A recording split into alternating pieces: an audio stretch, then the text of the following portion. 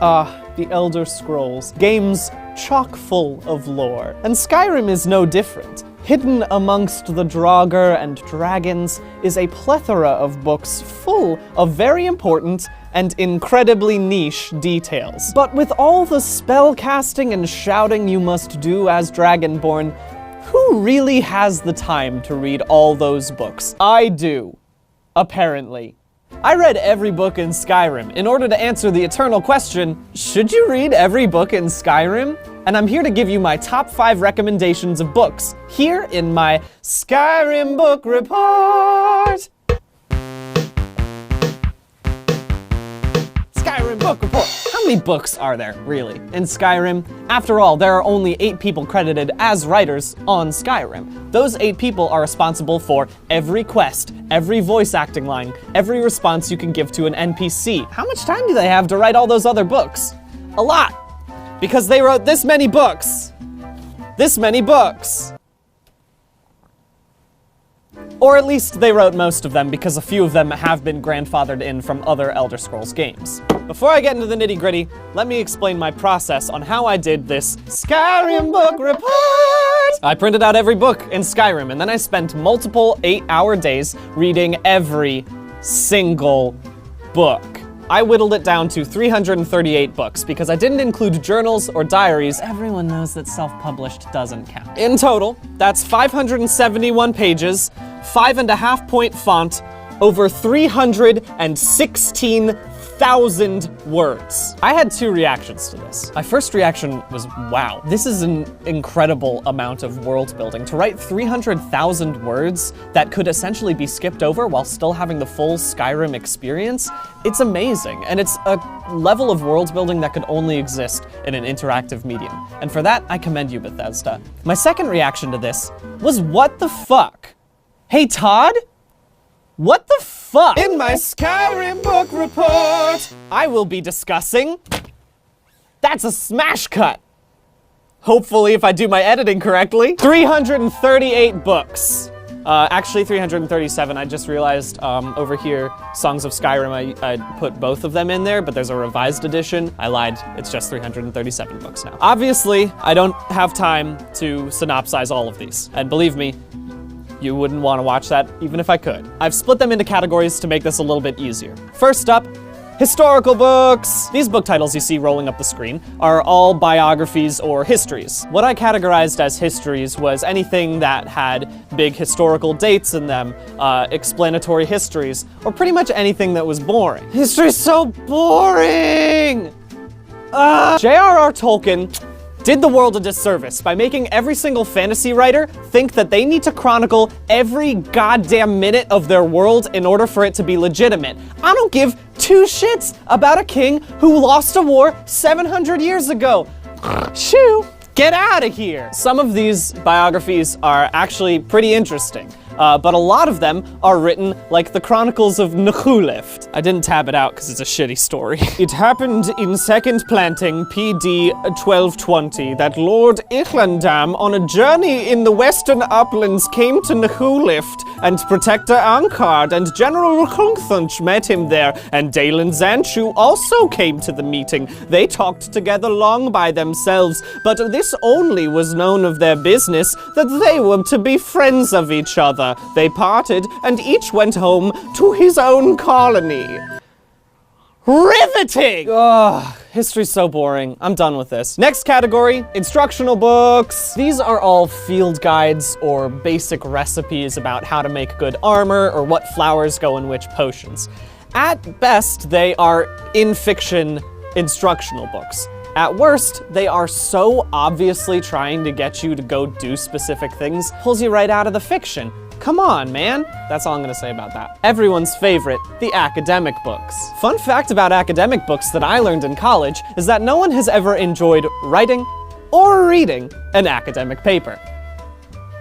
Why'd you put it in a video game? Mythical stories. It's kind of weird to differentiate things between myth and history, especially in this world where you can talk to demon princes. I split these 2 up because these are very boring, and these are slightly more palatable. They're more like creation myths, or they're just like random stories that are fun to read. So they're getting closer to good fiction. The poetic and dramatic. Everyone knows that poetry and theater are meant to be seen and not read. And you have no idea how much it pains me that I do not have time to do stage readings of all these. Oh my god, I would have loved that.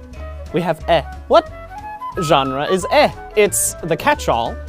These tend to be accounts, kind of like medieval fantasy op-eds, so I just put them here. We're done with these now, so get out of here. Finally, we have 59 books that I would consider good fiction. Good fiction. What I did here is I gave myself 3 criteria about what would make good fiction in the realm of Skyrim. Number 1, does it help build the world around us? Number 2, does it give us an interesting or different perspective on that world? And number 3, is it good? Now you might say, Brian, what gives you the right to say what is good fiction? I read all 338, you dingus! Believe me when I say that these were the only good ones. This is all I'm qualified to do now. I need a drink.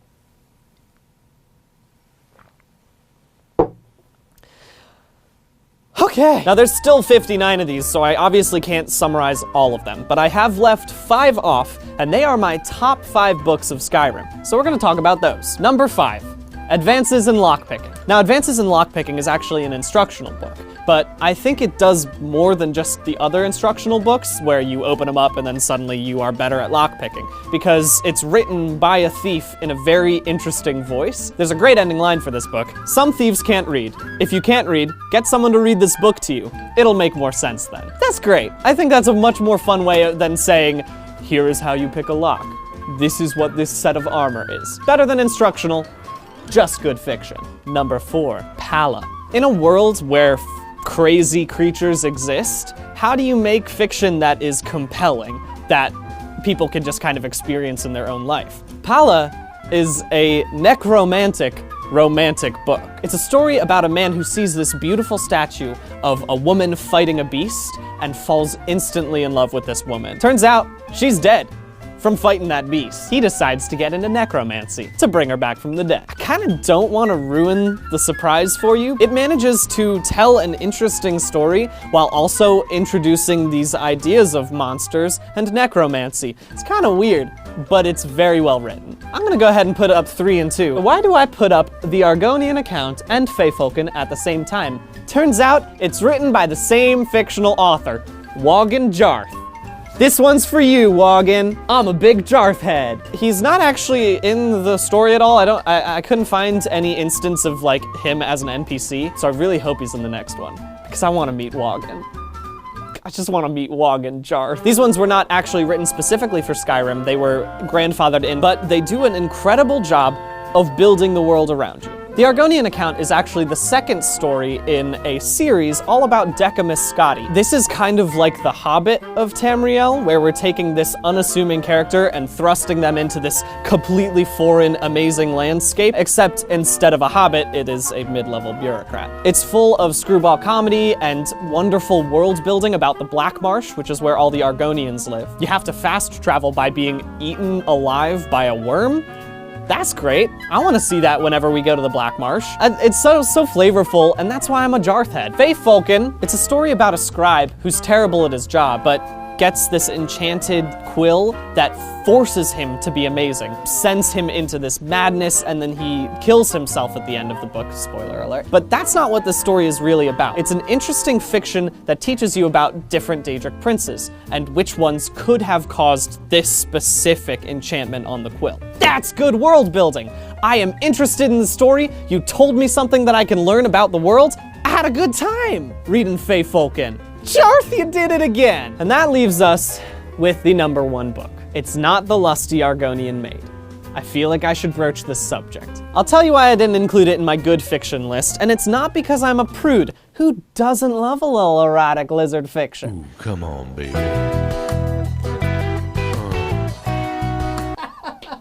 The reason I didn't include the lusty Argonian maid as one of the best pieces of fiction is because it's 7 acts long. 7 acts? There is no way you can manage to maintain that level of erotic tension for 7 acts. That's like 5.5 hours. As a person who has done 1 or 2 plays in my life, that's just unfeasible, okay? I'd like to see them try. I would like to see them try. Ooh, come on, baby. Before I go to number 1, I gotta go get a flu shot. This is not a joke. It's important to get your flu shot. All right, I'm back. The number 1 piece of fiction in Skyrim, not Wagenjarth, I'm sorry. It's Beggar, Thief, Warrior, King. It's 4 books, actually, but it's all part of Eslaf Errol's story. It is completely fictional, even within the fiction of Skyrim. The reason I put it first is because it's the only book that was legitimately hilarious. I straight up chortled.